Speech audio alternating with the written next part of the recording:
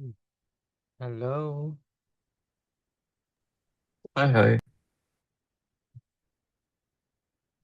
Let me get my microphone. I forgot to set it.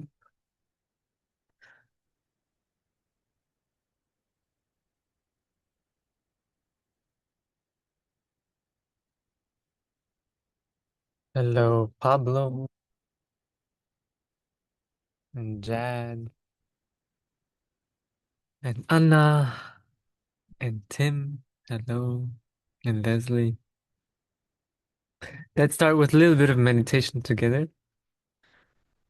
And hello, Leslie. And then we can go right into questions, sharing, whatever feels like being expressed or asked. And yeah, so this session is very, very kind of open, very informal. Welcome to share about your experiences so far. Welcome to ask anything. Maybe something comes up now during your meditations. Um, yeah, let's meditate a little bit together to start off, and then we'll get right into it. So take a moment, take a deep breath. Do what you need in order to let your body be still.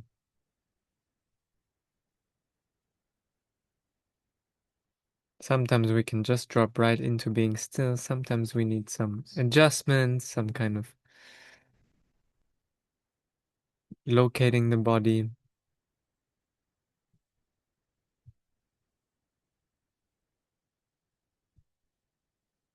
Just notice where you are in time. So noticing or bringing to mind the time of the day. If you just woke up, if it's afternoon, evening,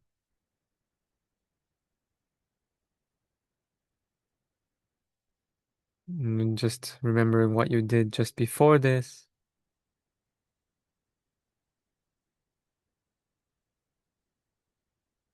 and where you will be going after.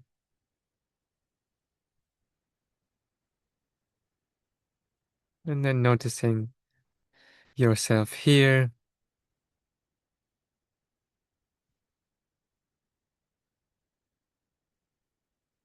and noticing or bringing to mind also where you are in space. So remembering where, in which room you are, in which of your spaces that you like to be in.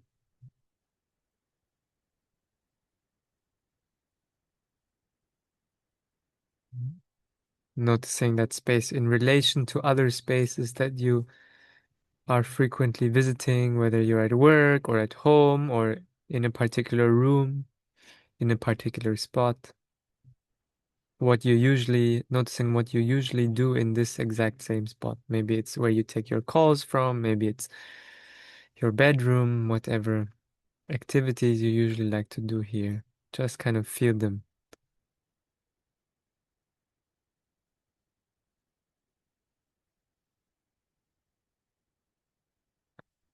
So the mind habituates, the mind learns different spaces, different times are for different things.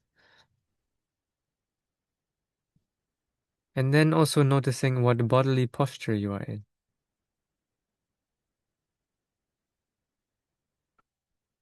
And just see if you can have a bodily posture which is more similar to how you usually meditate. So if you put your hands in a particular place, bring the hands there as well now. I always sit in cross-legged, so now I'm sitting cross-legged. This also helps the mind to remember to meditate by just going into the physical posture.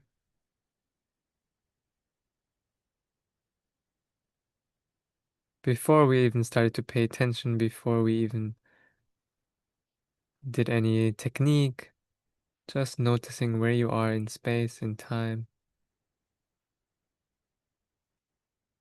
posture,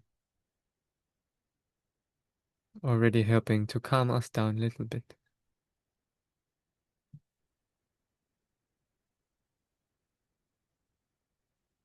So sometimes we don't need to rush to meditate. Sometimes it's just about taking a moment to be, to receive where you already are.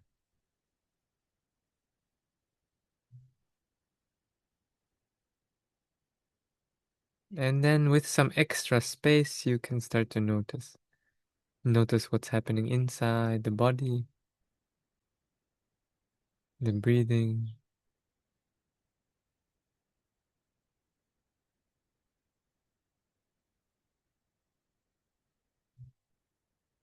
Inside your sensory experience.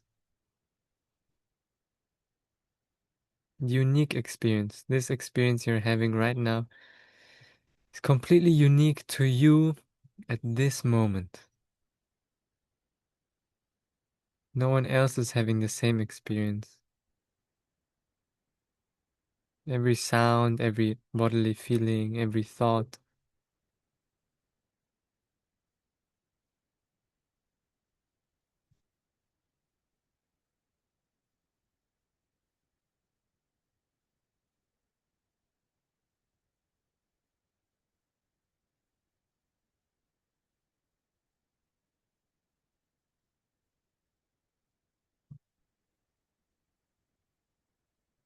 Even now we are all meditating together, same time. Our inner experience is completely different.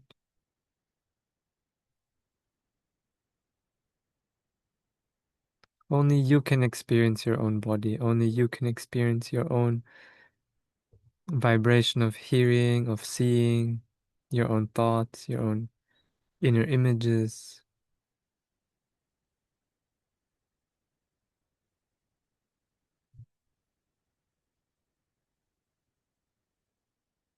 And let's open the eyes now. So this is our virtual room. If you're not already on gallery view, I invite you to go on gallery view so you can see everyone's face.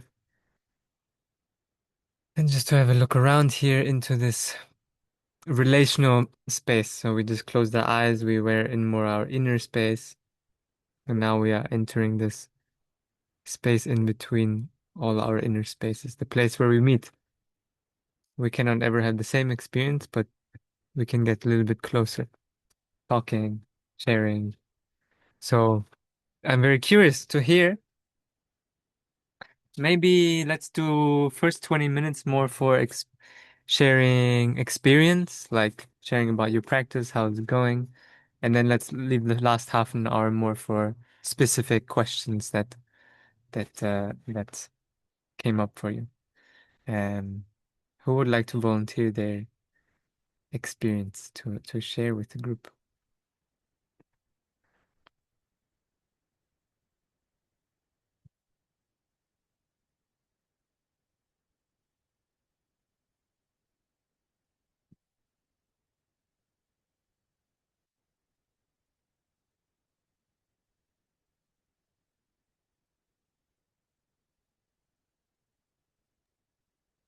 I'd start. Thank you. I've always had trouble not moving during meditation. I'm aware of that. Uh, it's it's of course not constant. Sometimes it's better. Sometimes easy. Sometimes it's harder. I had a breakthrough yesterday that I shared. That yeah, I was always looking at the clock and then really keeping track of time in a way. I know now it's almost 10 minutes. I know it's 15. I know it's 20. Maybe from the steps, maybe by accident, I see the ovens clock. And yesterday and today was kind of, yeah, I don't really need to look at the time. So that was a really big breakthrough. And I noticed that if I have to do a meditation of 5 minutes, that's really a piece of cake now, which was a big struggle before. So that's kind of nice. Yeah, I have one question. Do I leave that for later?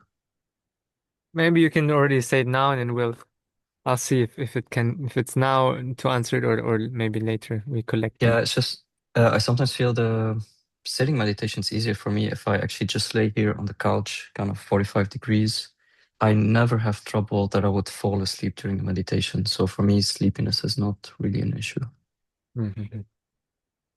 Okay. And thanks. Yeah, maybe we'll leave it for after. Thank you for sharing, Jan. Yeah, good to share your experience. Uh, yeah, looking at the clock. Challenging, no, this obsessive obsession to know what is time to track it to.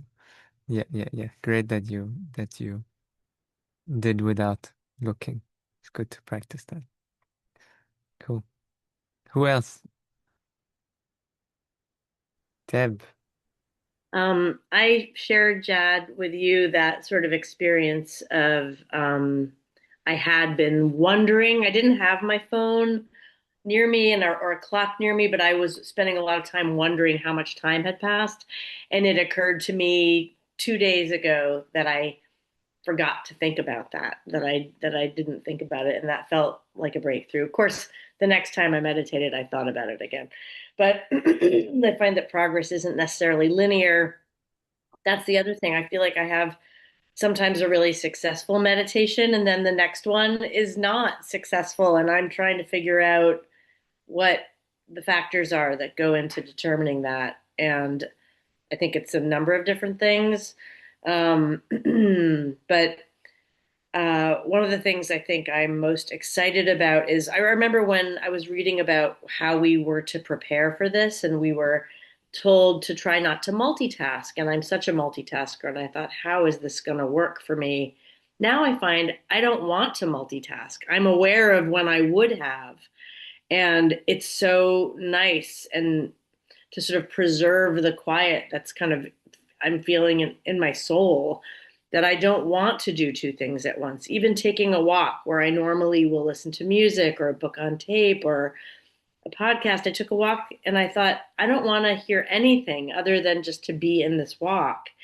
And normally, when I put the music or the podcast on, it drowns out the noise in my head. And I found that I didn't even have the noise in my head anymore. Like when I took that walk, I was just being very quiet and kind of noticing what I was passing, and feeling like my mind was quieter.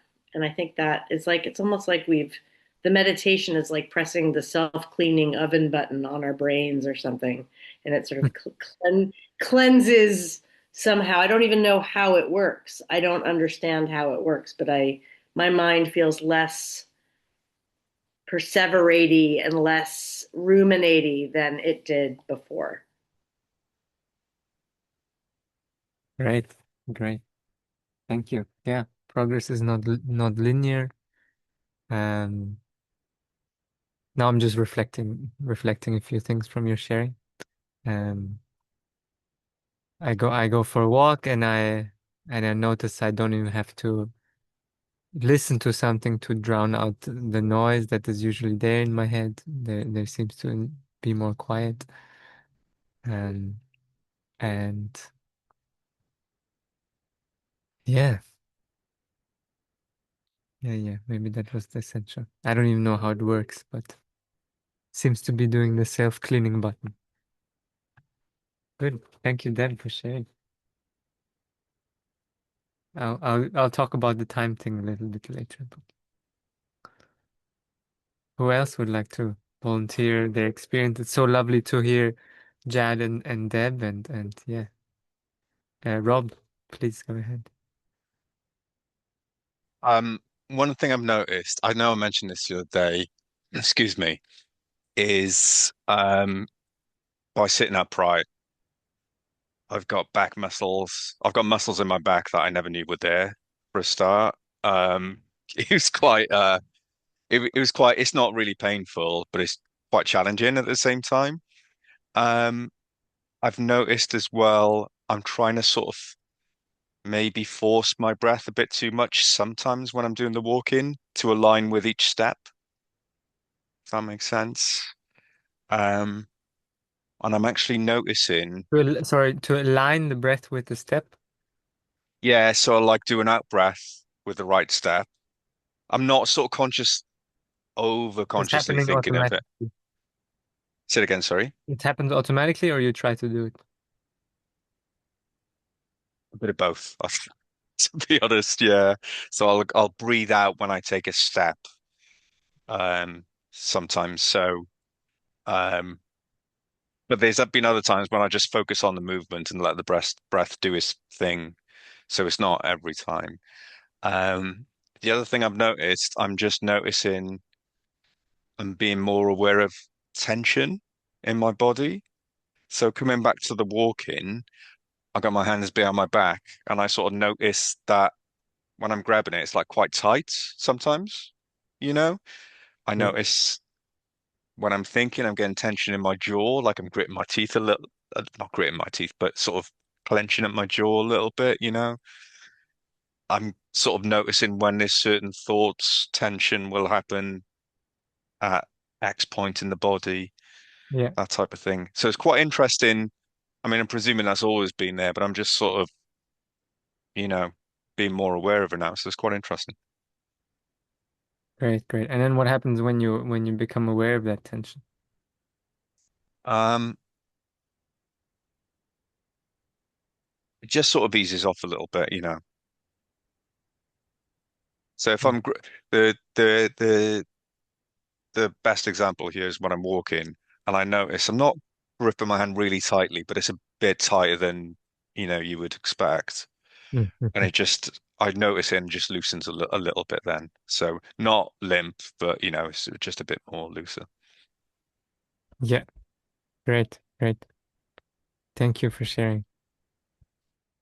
Um, yeah, yeah. Noticing tensions while doing the practice, especially in connection with types of thoughts, movement of attention, uh, bodily habits. Great, great. That's good. Thank you, Rob. I'll share about that also a bit later. Well, see if I can package up these topics a little bit. Yeah, who else would like to share their experience? Pablo. Yes.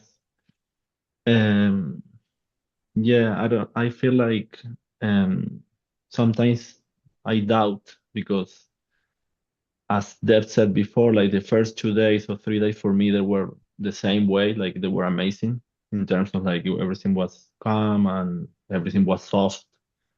Um, and I was like, I don't know, feeling like relaxed, like deeply.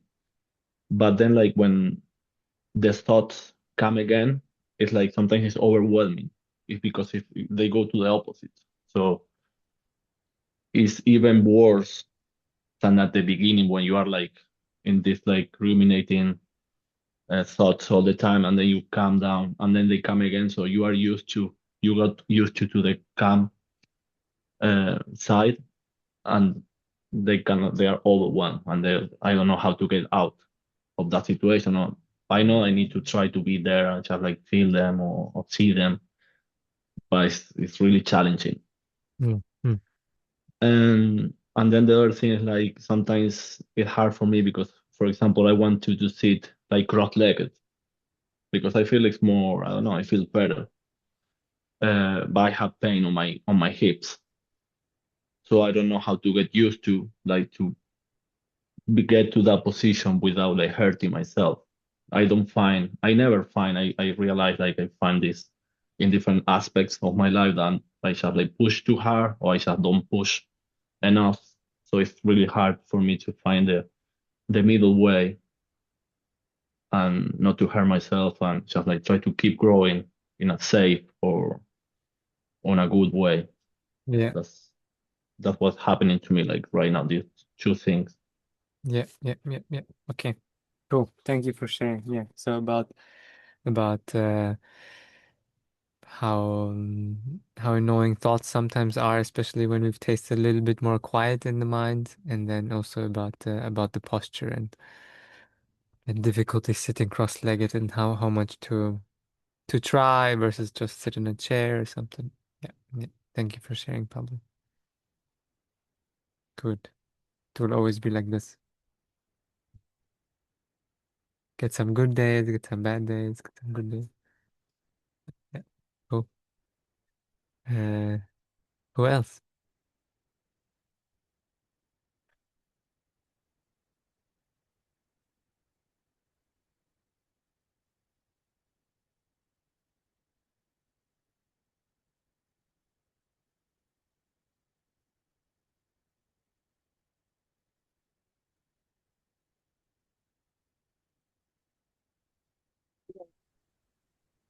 Yes. Hmm. Everybody. I can't hear you so well. Maybe you're You covering the microphone with your finger or something. No, sit still. very muffled. Okay. Better now. Yeah. Oh, that's better? Yeah, now it's good. Now it's good. Oh, okay, great. Um, so I uh I was having difficulty the first couple of days because I was just kind of like fighting with the app, and Pablo helped me helped me by sending me the downloads. Thanks, Pablo. Um, so it has been very nice to have the whole recording there, um, and not have to think about that. But I do, when I'm walking, um, it's funny, like in the morning time, it's much more difficult because my dog follows me everywhere I go and likes to walk in front of my feet, because she thinks I'm going somewhere. It makes it uh, pretty difficult to concentrate on anything other than not kicking my dog. Um, uh, I don't really think that there's a solution for for that one. Um, at nighttime, when she's sleeping, in the evening one, I notice that like I'm I I have trouble with balance um while I'm walking. Um, there have been times where like I almost like fell over, honestly, um, or like tripped up on my feet, and I feel like um I have I have trouble like being super present because I'm focused on just like trying to walk in a straight line, or like trying to keep my feet straight instead of um anything else. And then I think I I guess physically I'm uh having some challenges there. Um, yeah, I don't want to take up too much time. That's the biggest thing for me, I Just guess. yeah. Thank you for sharing, Sarah. Yeah. Yeah, sometimes when we focusing on the walk too much, becoming conscious, and then we like forget how to walk. Like, wait, which angle was my foot? Was it my ankle first or my foot which was touching? Uh, how big of a step? The yeah, very the mind getting in the way a little bit of you've been walking since you were 1 years old. Um, so sometimes it helps a little bit to allow the body to do its thing, um, with walking especially. And like when we, sorry, there's just an alarm going off. If we all stand up for a moment, maybe. Sorry, I'm in this tent, wearing a tent poncho. And just close your eyes and stand. And imagine the sky above and the cloud above. and the universe above you, the Milky Way, and the moon somewhere, and the infinite universe, black holes they up there, cosmic star dust flying around, the sun rays hitting you from 12 minutes, 12 light minutes away. So you can open your eyes again. So your body naturally, without you trying, without you focusing on it, can stand.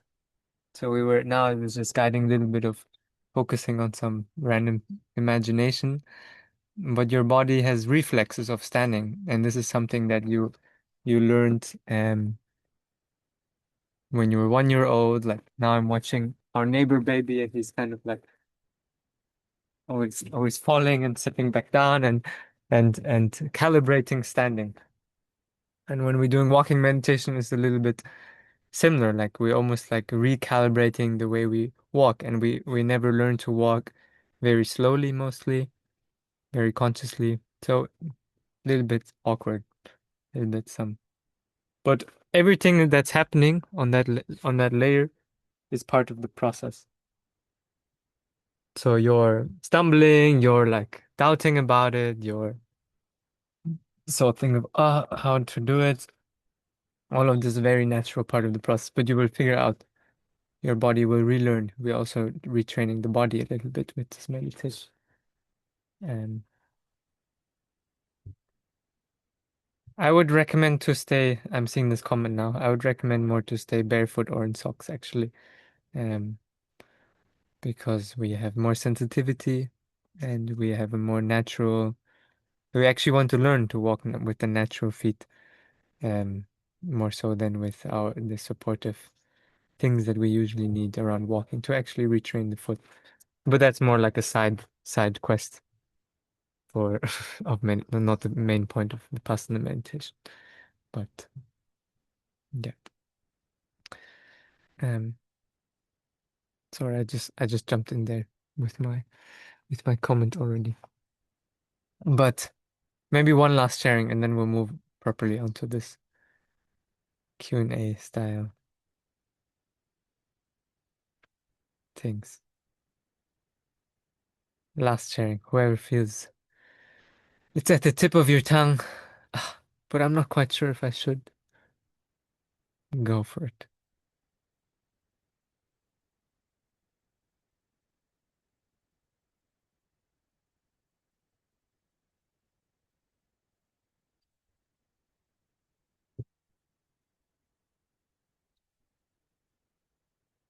And if not, it's also okay.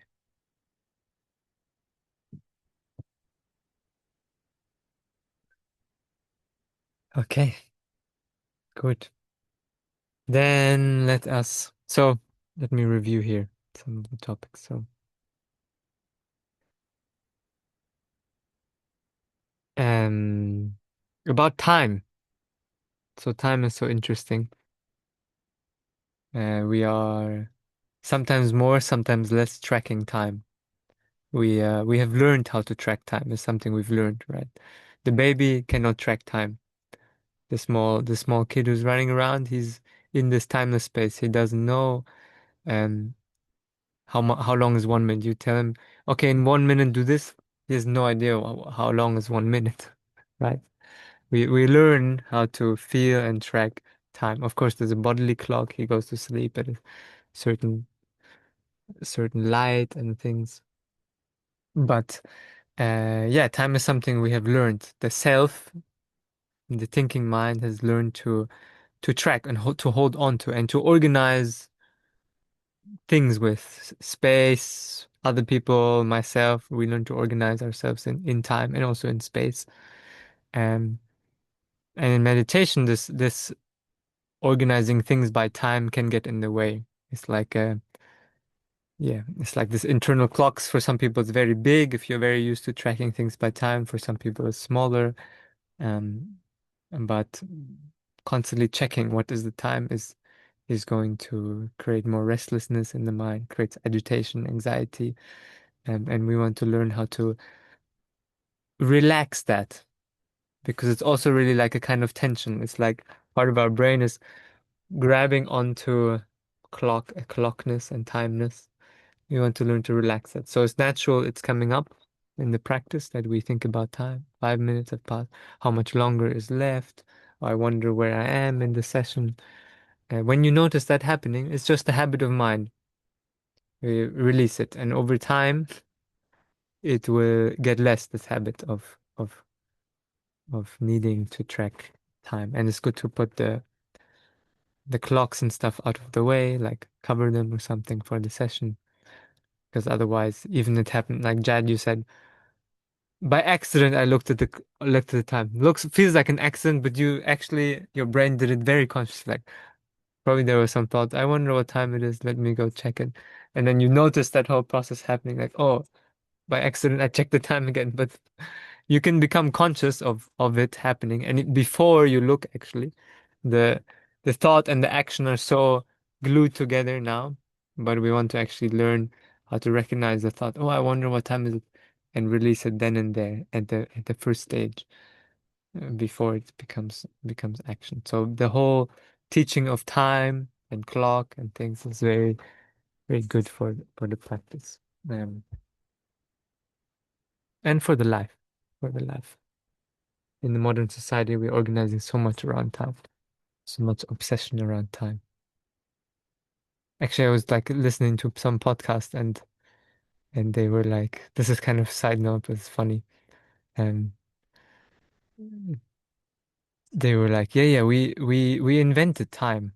Like there was a time more in our not so far away past where clocks were not so dominant in our society, and working around this time to organize and to communicate things. So it's not like, hey, tomorrow I'll meet you at 3 p.m. It's more like, hey, maybe tomorrow at some point I'll see you. So maybe you go by and see that person, maybe in the morning, maybe in the evening, but there's not so much obsession with 3 p.m., 4 p.m., 3:30. Um, for better or for worse. And for meditation, we don't want to exist without time. We want to learn how to use time consciously when we need it, but not to be so tight the whole time, needing to hold on to time. To learn how to enter the timeless. But then for me also, I need to I need to be on this call at 4 p.m.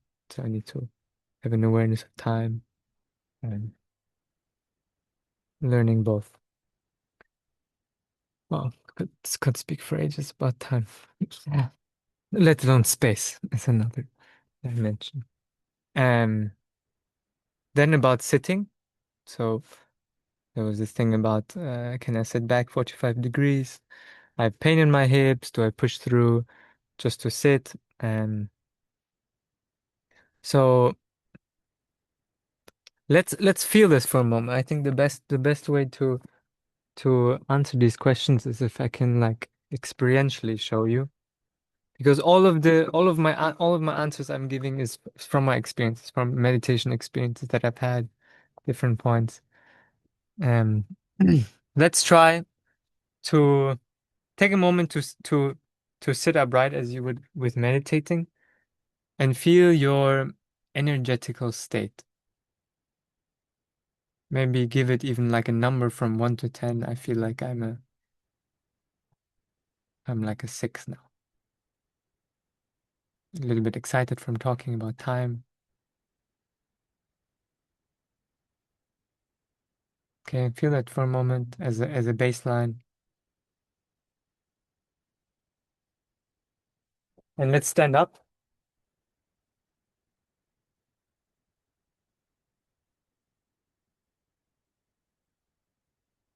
and then feel the energetical state of standing. Is it higher energy or lower energy than sitting? Do you feel more alert, more awake, more stoked, or less?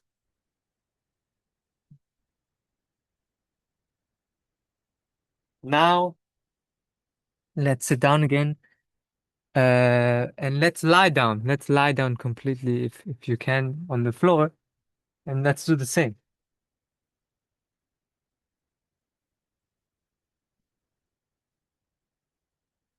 Mm. Mm.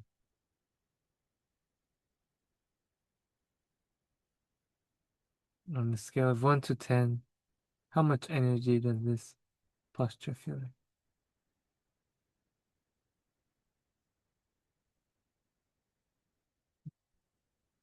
Okay, and last position, which the question was about, is leaning against something. So if you can lean kind of 45 degrees as was described, you can kind of sit back, lean against a wall or something, and then feel that posture.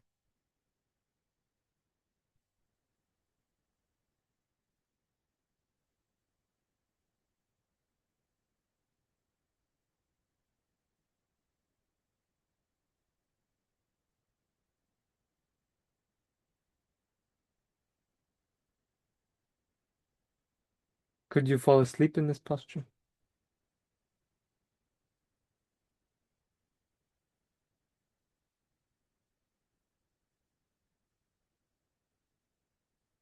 Maybe, maybe not.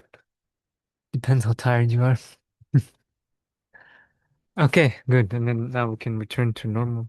Sorry for making you move around so much. I know you were just maybe expecting to sit still in this meditation call. But basically what I'm trying to illustrate here. If we had more time, I would ask you about your experience, but I want to get to other questions too. Um, different physical postures, they have different energetical qualities to them. Some are more high energy, more alert, some are more low energy, like lying. Um, and the reason we choose to sit without any back support is because of this balance of relaxation and the right energetical state for focus. If we start leaning back more, maybe we don't fall asleep. Maybe there's more, probably you felt more comfort. I definitely felt more comfortable leaning against the wall. But there will also be this slumpishness, sluggishness in the mind. Maybe not in the first minute, but especially after 10 minutes, 20 minutes, you will start to sink into that state. And like this, in the long term, we cannot meditate properly. Then about the pain in the groins, we also want to find, the balance there. So actually, we can go our whole life sitting in a chair meditating. The cross-legged is not superior in any way. Like I was also meditating not cross-legged for a long time because I had knee difficulties. I had a torn meniscus and then a knee surgery. So I was not sitting cross-legged for a while. And if it really disrupts your meditation, trying to push yourself through that, like don't do that. Like maybe find a way that is comfortable for you. Maybe a little bit of stretch, but not so much that it keeps becoming a topic in your meditation. So rather than thinking about how much to push or how much to what posture take, feel more how much does it become a topic during my meditations. We would love to just stay with the awareness and mindfulness and concentration rather than keep thinking about the posture. Yeah.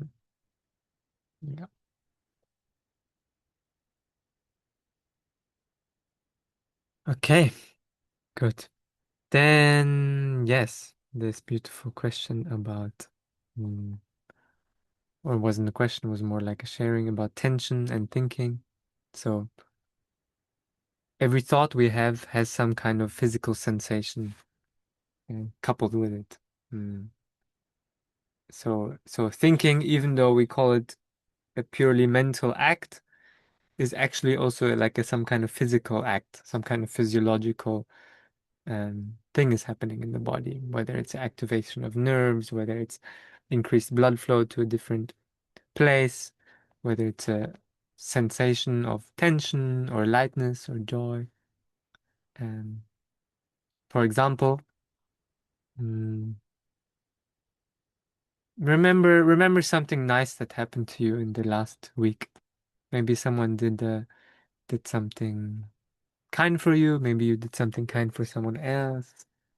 Let's bring to mind that memory of something nice. Maybe you saw something beautiful or felt something beautiful.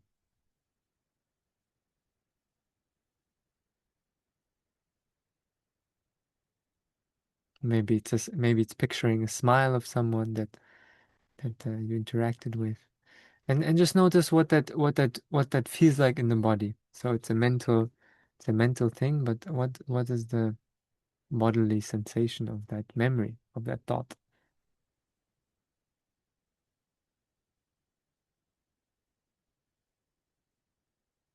Okay, and drop that, and then let's bring to mind something that is we're a bit worried about, or that's stressing us right now in our life.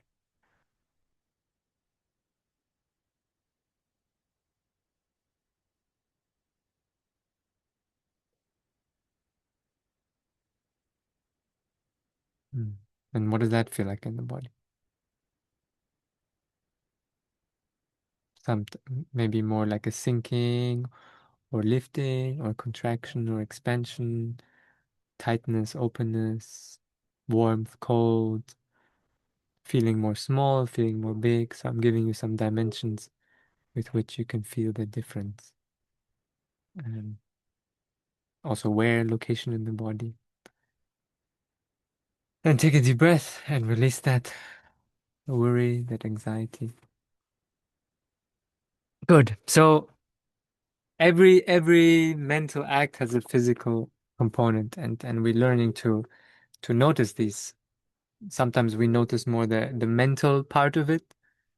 We note like, I'm thinking, I'm remembering, imagining. Sometimes we notice more the physical aspect of it. The Rob you were mentioning. Okay, I feel this tightening. Like one part was just physical. I was feeling like just I grip more tightly than I need to on my hand. You were feeling, you're saying also you feel different sensations in the body when you're thinking.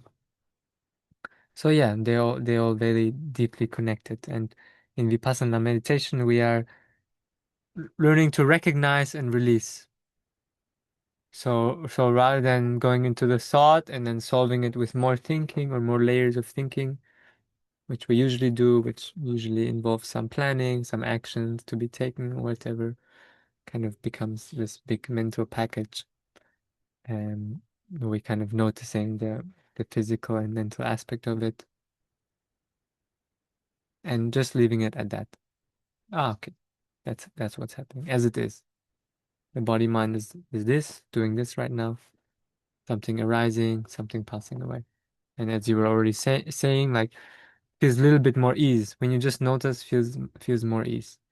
Little bit. Maybe it doesn't fully disappear. We don't expect it to fully disappear, but a little bit more ease, or even nothing happens, which is better than following it and compounding it and the snowballing effect of some anxious thought or some pleasant thought. Um, yeah.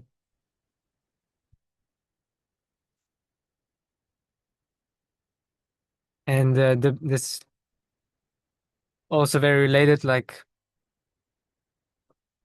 when the thoughts they come back, they almost feel more painful because we taste a little bit of more quiet. So it's really important that we don't we don't make the success of the meditation. Debbie also used this word of success of meditation. We don't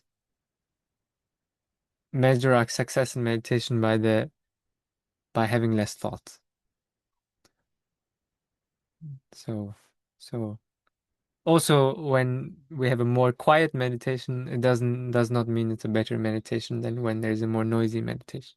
So actually, you want to start decoupling how good we think the meditation was based on the contents of the meditation. And because our only job is to be aware of what's going on, and we can be aware of what's going on when it's messy, when it's more quiet, when it's more spacious, when it's more tense, when it's more happy. So all of it is. That's how we usually do. We're happy when things are going well, and we are unhappy when there's turmoil. We are happy when we think pleasant things and joyful things, and we are unhappy when we think negative things. But we actually want to decouple this relationship that we have to happiness and to unhappiness, to happiness and misery. We want to, and there it becomes so important to just sit down or walk, sit, do your practice, and be with whatever is there as it is. And we're investigating as it is, whatever it is. We're using labeling. We're not here to label something as good, as bad, as better or worse. Whatever is the contents of my experience, that is my meditation for that moment. And over time is refining, refining. We stop reacting always to it. Ah, this is great. I want more of this. It's not so good. I want to push it away. So we used to reacting, and we're undoing this habit of reacting mentally also.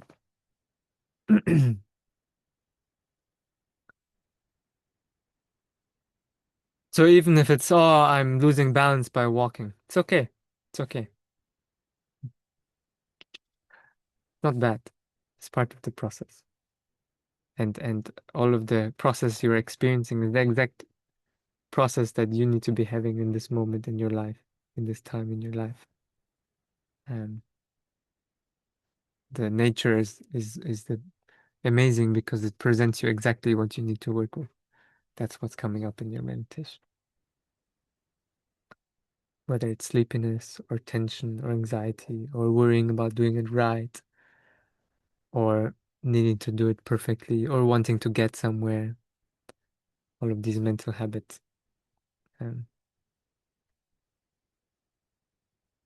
So there's something here in the chat. Maybe that. So maybe now time for specific questions. If there's still, now I had more general addressing some things. But you can, wow, Space has joined the meeting. Now time needs to join the meeting. You mentioned that we focus mostly on the sensations of the thing we are labeling more than on the label itself. I do notice labeling will sometimes become a bit head-centered for me. How to balance this more? Yeah, to feel more with the body, what we are labeling. Um, so when you have a particular thought, uh, thoughts are also happening more in the headspace, like thought sensations are usually more up here versus more emotional. Emotional thoughts will be more around here. Um, and yeah, so if we also label with a lot of effort, usually it's also some kind of tightening in the brain somewhere. You will feel some tightening. Effort feels like tightening.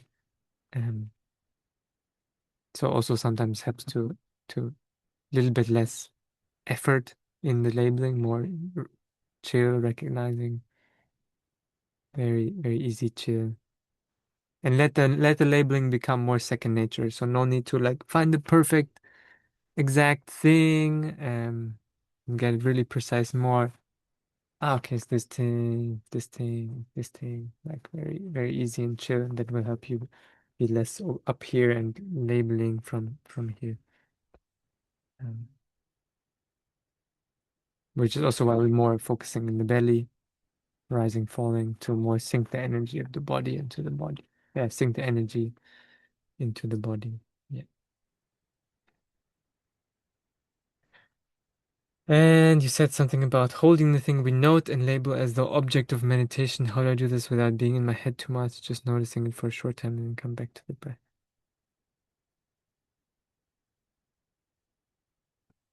Yeah, actually, when we label something, it momentarily becomes the object of our meditation.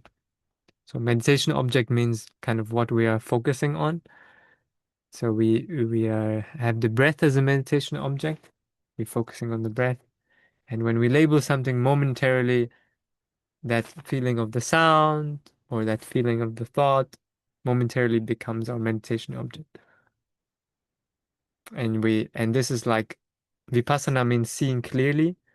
So when that for a moment becomes our meditation object, we are practicing to see it clearly, to see it for what it is, as it is, as an experience, as a sensory, as a felt experience, as a vibration happening in the body-mind system, rather than how we usually see it, which is starting thinking about the bird and what type of birds made that sound, starting to think about the plan and building more castles in the head about how to and where and when and just the usual habit. But now I'm just, okay, I recognize it as an experience happening here now. Um,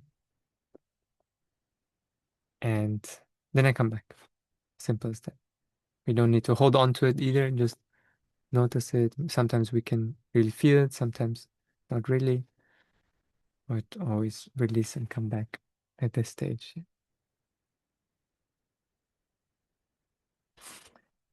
Debut.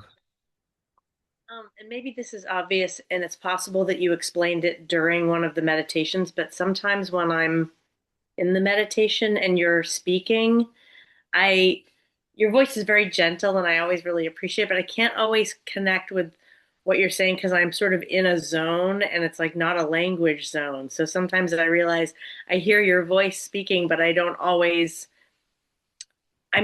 able to totally adhere to whatever it is you're saying. So if you've answered this already, I'm sorry, but is there a difference between labeling and noting?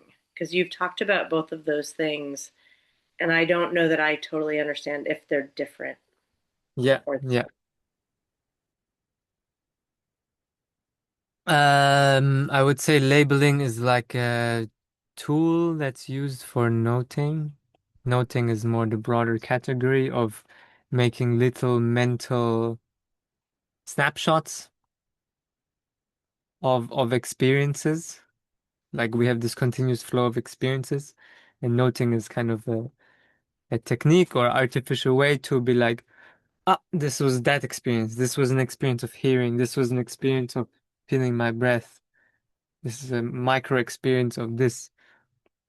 Um, and labeling is like a way to slow it down and a way to train that noting, which is like this is hearing, this is feeling. But in reality, noting can be much quicker and can be pre-verbal.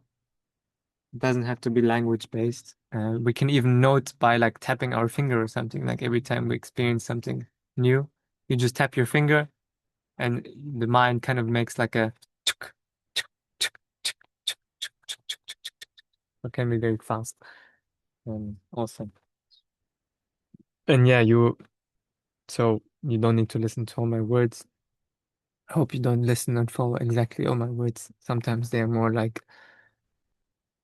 things that I put there for you. If they resonate, like great. If they don't resonate, like just just drop it. If you feel that because everything I say during the meditation is along the similar lines. I say it in different ways with different wording. Sometimes little hint here, sometimes little hint here about something that helped me with the practice. But if you feel you're getting it, you understand the principles, you're applying it, like you can just treat my voice as like another sound that's just a vibration in your ear. Thank you. Yeah, no, sometimes I am able to process what you're saying, but other times I realize that I'm kind of not in the language zone so much. You know? Yeah, great. Thank you.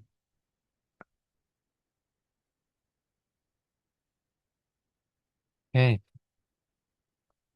a few minutes left. What else is floating around? I have a question like when we have like many stimuli or we are like our mind is a thermo, what shall we do? Like shall we focus? Because I feel like sometimes I'm labeling all the time, like one after or many things at the same time are happening. So I don't know what to focus on. Should I focus on one thing and forget about the rest? or should I be like labeling or noting after noting? It's like indefinite. Yeah, both can be good. Sometimes when there's just a lot, it's helpful to like to zoom out a bit and just note the whole thing or the whole energy of what's happening. For instance, you are like thinking about tomorrow and all the details and seeing this, imagining that, planning that, worrying about this. So you could note like all those little things, or you could just put it in one big thing, be like, ah, okay, thinking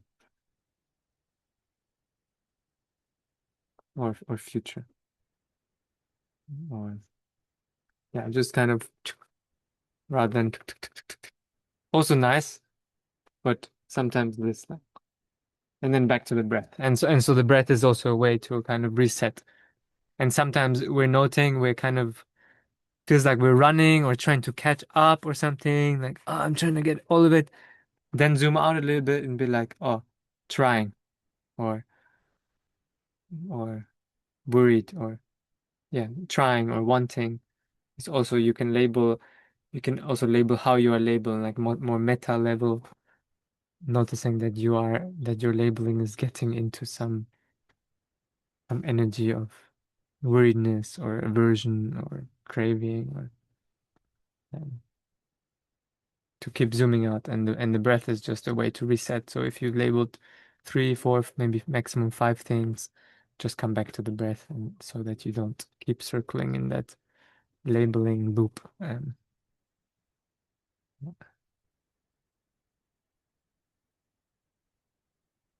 Sometimes it's also even nice to note the posture we're in.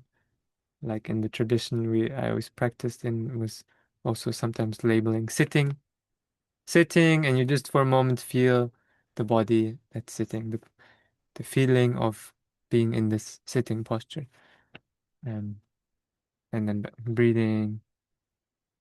Uh, so actually, we can label all experience. Yeah.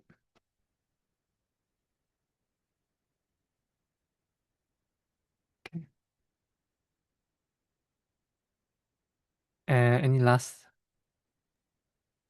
Yeah, I got a quick question. It's a two-part question. Firstly, can I use it up down instead of rising and falling?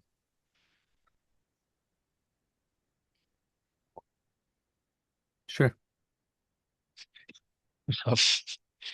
And if I'm like itching, I seem to itch a lot. Do I just go itching, it just follow that until it goes? Or do Uh, I, you know, say it. Notice it when you notice it, and then just keep coming back. And then if you notice it like repetitively a few times, like you notice you keep jumping there, maybe you can stay there a little bit and really soak into that itch. Like, what is this itching really? And then come back. But you don't need to stay there with your attention until it goes away. You're more like, okay, notice it, then come back. Notice it, come back. Sometimes when we stay too long with something, then there's a subtle wanting it to go away or wanting it to change it in the way we are being with it. And we want to kind of balance being with something pleasant or unpleasant with also being with the more neutral phenomena like the breathing. yes, thank you. Thank you. Okay. Good. Yeah. I'm sure there's always more questions, and after talking so much, more and more questions come to the head. That's the way the brain is working. But the best way to answer the questions is to practice. Um, so don't worry if you can't remember all of what was said. I think you get the general approach, attitude, which is much more important actually than the micro technique stuff. Um, yeah, thank you for practicing and showing up here for the call. And yeah, continue your practice. On Friday, I'll ask you again to share report. Thank you for all those who were sharing the report. And Saturday, then we have another live session. And hope to see you then. Thank you. Take care.